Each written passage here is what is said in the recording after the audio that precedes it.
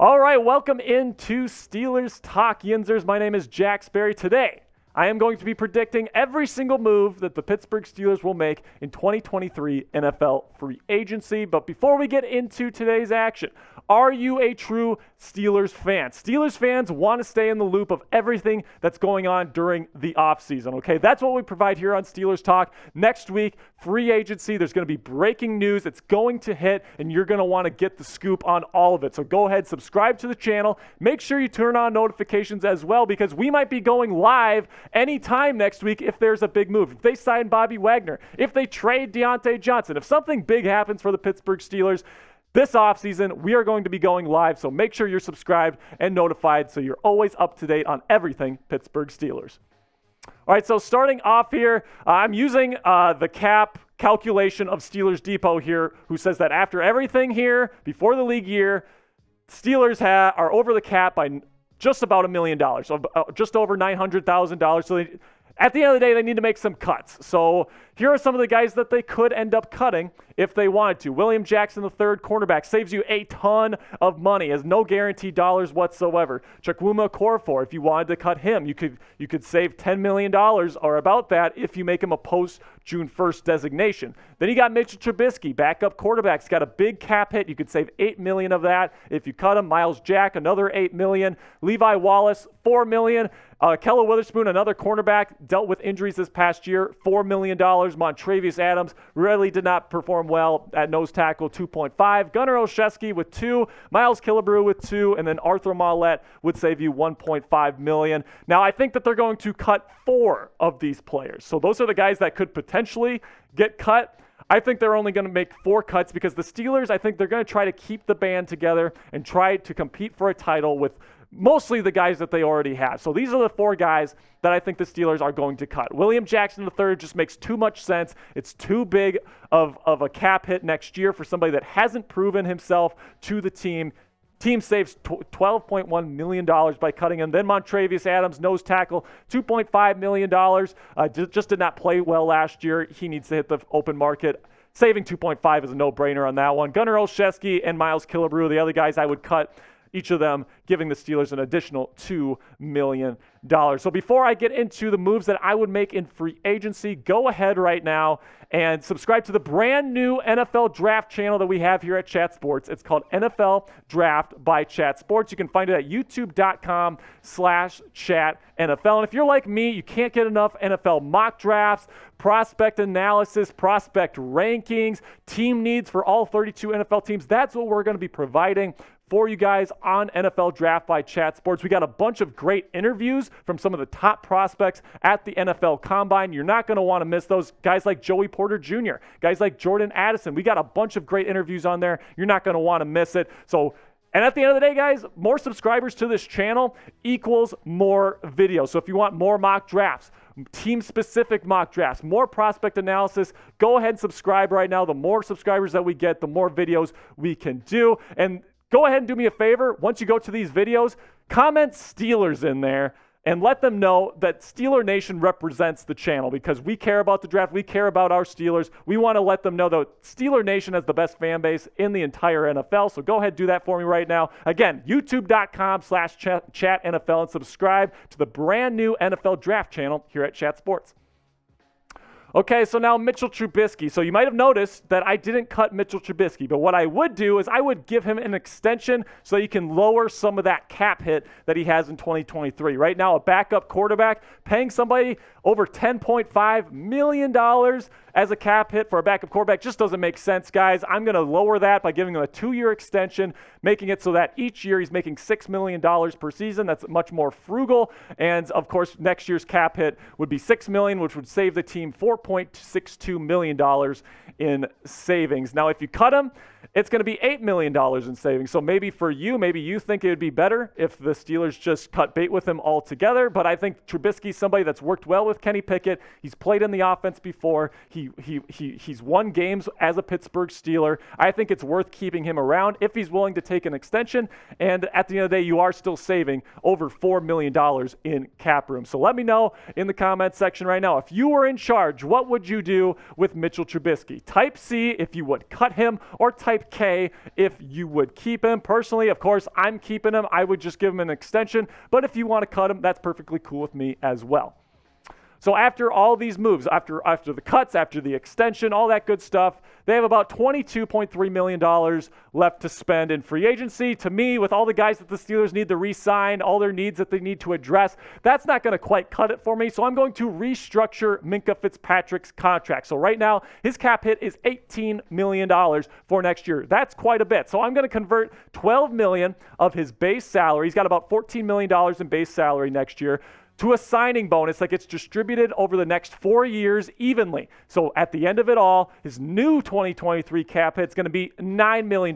Cut that cap hit in half, saves the team $9 million with this restructure. It makes this contract a little bit more pricey heading into the years to come, but I think it's worth it to make sure some of these guys the Steelers want to re-sign can re-sign. So after this move, the Steelers would have about $31.3 million to spend on free agents in 2023. And this is going to be enough for me to make the moves that I want to make. Now, again, this isn't what I would do. If I were the Steelers, I would be a bit more aggressive.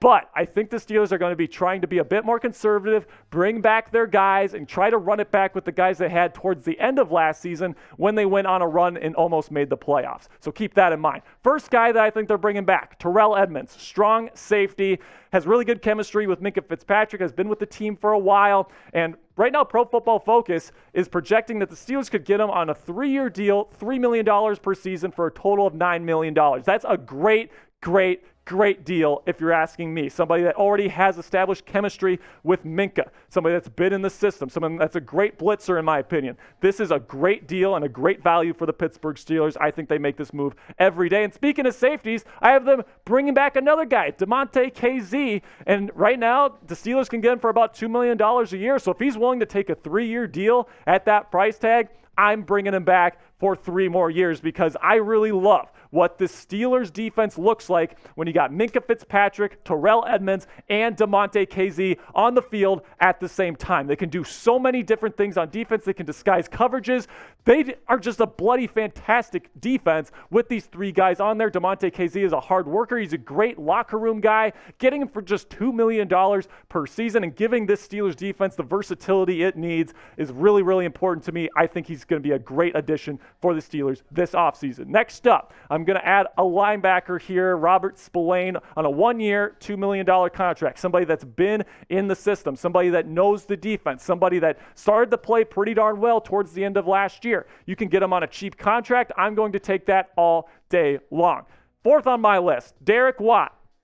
Fullback, he's getting a bit older. His last contract was about $3.5 million per season, but now that he's on the wrong side of 30, he's gonna be taking less here. He just eclipsed 30 years old. He's gonna be taking less as a fullback. $1.5 million is more than fair. And if you thought I forgot about him, you're wrong. I have the Steelers bringing back Cam Sutton. 3 years, $31.5 million. So that is $10.5 million per season. We're essentially using the William Jackson III money to re-sign Cam Sutton here. He's a fantastic player that can play both in the nickel and outside. He's somebody that provides great versatility, somebody that was the best graded cornerback on the Steelers last year by far. Going into the year, he's going to be the cornerback 1 for the Pittsburgh Steelers. Hopefully they can add another cornerback that can ascend to that role in the future. But for the time being, Cam Sutton wants to be back. The Steelers want him back. I think they get a deal done, $10.5 million per season over the next 3 years for Cam Sutton. So let me know in the comments section right now, will a deal get done between the Steelers and Cam Sutton? Type Y if you think yes, or type N if you think no. For the Steelers' sake, if they want to compete next year and they don't want to give up big plays down the field like they did at certain points this past year, they're going to really, really want Cam Sutton on their team. So then after these moves, you got about $12.3 million to spend on free agents that you're not re-signing. Okay, so that's not a ton of money because you still have to pay your draft picks as well. But I have 3 names. They're not super flashy moves. I'm just going to let you know right now. I think this is what's going to happen, though. I think that these are players that the Steelers are definitely going to be targeting come free agency. So I have 3 names here. I got a nose tackle, a wide receiver, and another player here. It's going to be interesting. I can't wait to share it with you guys, but let's just jump right into the first name here on my list, which is Bud Dupree, the edge rusher.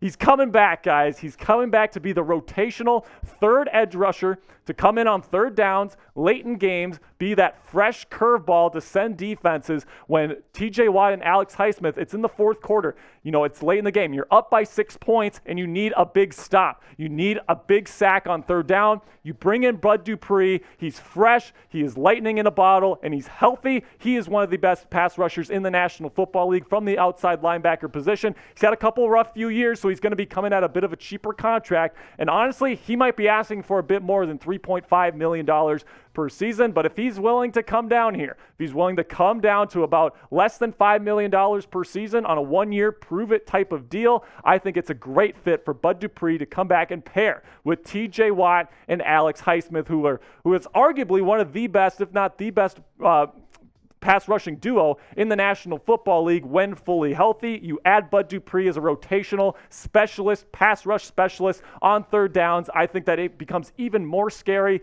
for opposing offenses. It just makes it even more potent, in my opinion. Second guy that I have the Steelers adding, wide receiver Sterling Shepard from the Giants. Now, Sterling Shepard, when he's healthy, he's one of the best slot receivers in the National Football League. He is a route running technician. He is very strong. He's a good run blocker. He's somebody that can be the thunder to Calvin Austin III's lightning, I think. And right now, Pro Football Focus projects that the Steelers could get him for $1.75 million on a 1-year prove-it type deal. And the reason why that one of the best route running slot receivers is going to be that cheap this offseason is, like I said, the injuries. But coming back next year, pairing him with a guy like Deontay Johnson and George Pickens, Pat Freiermuth at tight end. And then, of course, you got Calvin Austin III that can be the lightning to Sterling Shepard's thunder. I think that this provides some stability, some depth to the wide receiver room. I think this would be an excellent move for the Pittsburgh Steelers. And finally, we need to address the nose tackle position, and I have the Steelers picking up veteran nose tackle Linval Joseph. Now, I'm not done with the Steelers at nose tackle at this point. I think that they would absolutely go out and get a nose tackle in the draft, but the guys that they have on the roster right now, Alulu, who's a free agent, and Montravius Adams, who I have them cutting, just weren't cutting it this past year, so I have them bringing in a veteran to kind of guide that rookie that they draft. $1.5 million per year, somebody that's been a quality run stuffer in the National Football League for a long time. I think he can still do it at 330 pounds. You bring him in there, you got Larry Ogunjobi, who's a free agent. I'm not bringing him back in this scenario. I want to make that clear. I just didn't have enough money to bring him back. I think with DeMarvin Leal, Loudermilk, and the like, those guys can fill in that spot for the time being, but in a potential mock draft I would do in this situation, I would probably add another defensive lineman. Larry Ogunjobi, according to Pro Football Focus, is going to be worth 3 years, $10 million per season. Now, I like Larry O. I don't think he's going to be worth that much. I think you have to make another cut in order to make that acquisition happen. I don't think the Steelers are going to do that. I think they're going to let him go. But, you add Linval Joseph at nose tackle. You draft another defensive lineman to go with Cam Hayward there. I think you're in a good spot. All right, guys, now quick question for you. Who will the Steelers spend the most money on this offseason? Which player? Will it be maybe a Bobby Wagner? Will it be maybe Cam Sutton? That's who I think it's going to be, guys. I think Cam Sutton is somebody that the Steelers really want back, and I think it's going to take up most of the money that they're going to have at their disposal this offseason. So one more thing before I go here.